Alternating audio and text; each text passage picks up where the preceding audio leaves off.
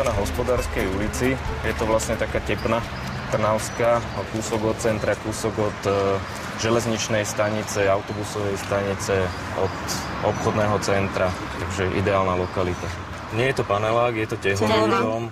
Bolo to postavené v 50. rokoch minulého storočia. Tie domy boli kvalitne stavané a dodneska myslím si, že si zachovávajú ten štandard. Aj keď sú teda v pôvodnom stave, nie sú zateplené. U tehlových domov to asi zrejme nie je taký problém. Nie je to také podstatné.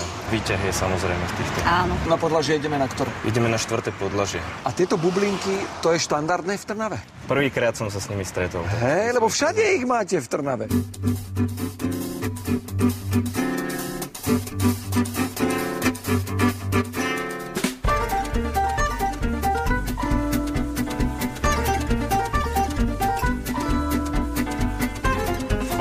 Nachádzajú stavená skriňa, šatník.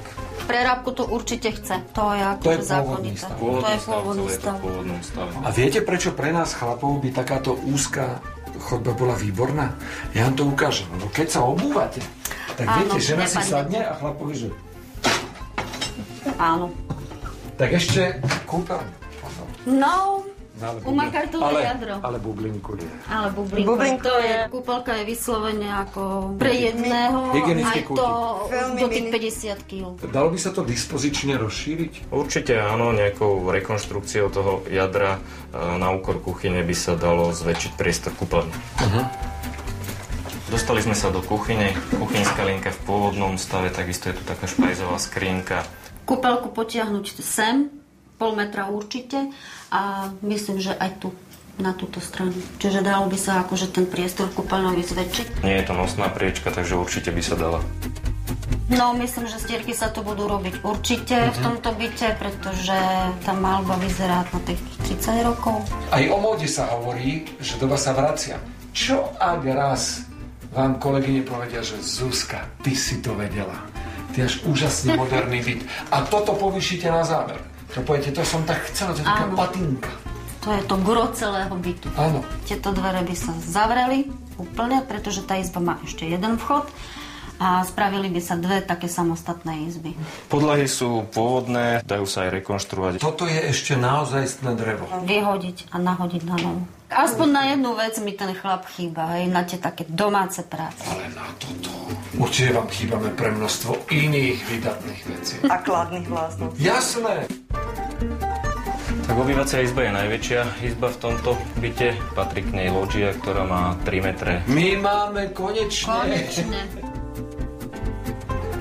No čo chcete od lóžie? Satelit je tu, chladnička je tu.